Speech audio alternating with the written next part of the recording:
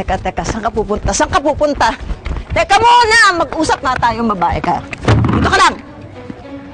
Nay, ano po bang pag-uusapan natin? Huwag mo akong tawaging inay dahil hindi na makita anak! Siguro tuwang-tuwa ka na dahil pinili ka ng anak ko?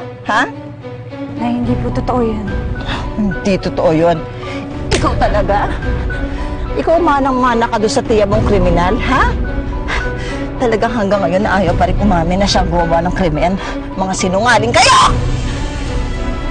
Nay, huwag naman po tayo dito mag-away. Please.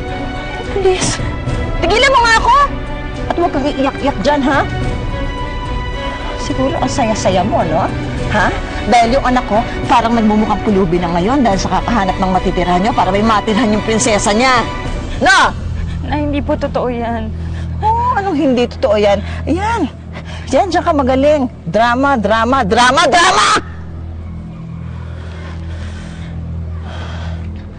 Nay, huwag na ho tayo mag-away. Alam niyo kung hindi ko kayo kayang labanan. Ayoko lang ulit mangyari yung nangyari noon na muntik nang malagay sa peligro yung buhay ng baby ko.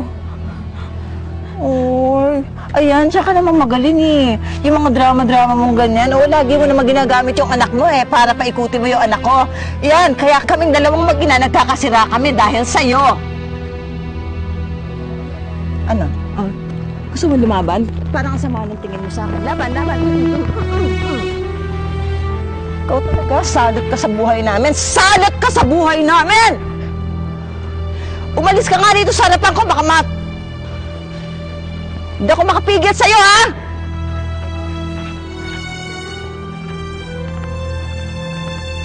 Oy, kala niyo hindi ko kayo napansin?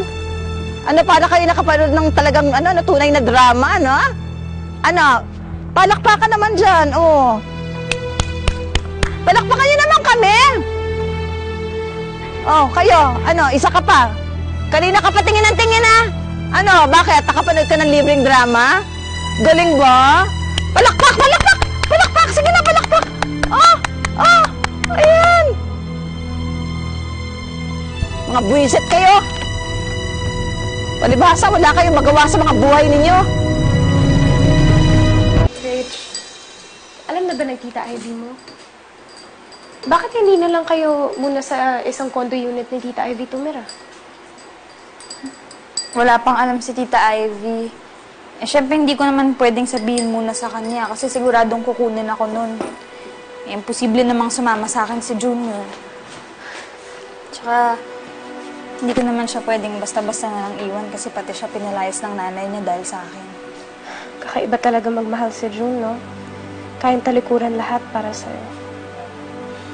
Kaya nga mas lalo ako nagigilty Pati tong baby ko. Mahal na mahal niya, hindi naman sa kanya.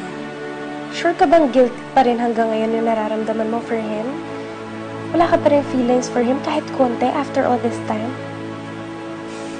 Hindi ko rin alam Basta ang sigurado ko, mahalaga na siya sa akin ngayon, unlike before. At gusto ko siyang tulungan. Gusto ko makahanap ng trabaho para hindi siya nahihirapan. Ayoko mahirapan siya dahil sa akin.